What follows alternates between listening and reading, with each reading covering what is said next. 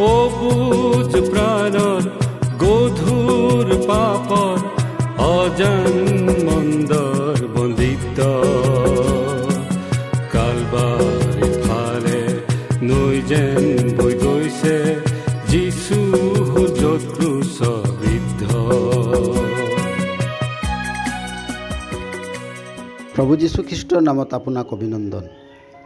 পবিত্ৰ বাইবেলৰ যোহনে লিখা শুভবাৰ্তা 15 অধ্যায় 26 পদত আমি এইদৰে পাওঁ, কিন্তু যেতিয়া সেই সহায়কৰ্তা আহিব, অৰ্থাৎ পিতৃৰ পৰা ওলোৱা যি সত্যৰ আত্মা, পিতৃৰ ওচৰৰ পৰা মই তোমালোকলৈ পঠাম, তেওঁ মোৰ বিষয়ে সাক্ষী দিব। প্ৰভু যীশুৰ বিষয়ে তেওঁৰ উপদেশ, কৰ্ম আৰু তেওঁৰ শুভবাৰ্তাই তেওঁৰ বিষয়ে সাক্ষী দিয়ে। কিন্তু উপৰোক্ত পদত প্ৰভু যীশুৱে আৰু এক সাক্ষীৰ বিষয়ে কৈছে, আৰু এই সাক্ষী হৈছে পিতৃৰ পৰা ওলোৱা সত্যৰ আত্মা, যি পবিত্ৰ আত্মাৰূপী ঈশ্বৰ হয়। যেতিয়া মানুহক শুভবাৰ্তা শুনোৱা হয়, তেতিয়া পবিত্ৰ আত্মাই তেওঁৰ পাপ, ধাৰ্মিকতা আৰু সুদবিচাৰৰ বাবে তেওঁক নিৰুত্তৰ কৰে। মানুহ পাপী হয়, পবিত্ৰ ও ধৰ্মময় ঈশ্বৰে যাক কেতিয়াও ক্ষমা নকৰে।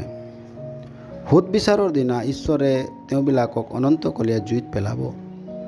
আৰু এই ধৰণৰ পাপী মানুহক বচাবলৈ প্ৰভু যীশুখ্ৰীষ্টই পাপী মানুহৰ পৰিৱৰ্তে ক্ৰুচত মৃত্যুবৰণ কৰি তৃতীয় দিনা মৃত্যুবিলাকৰ মাজৰ পৰা জি উঠিল। পবিত্ৰ আত্মাই এই কাৰ্যক মানুহৰ আগত প্ৰকাশ কৰে আৰু তাৰ সাক্ষী হৈ ৰয়।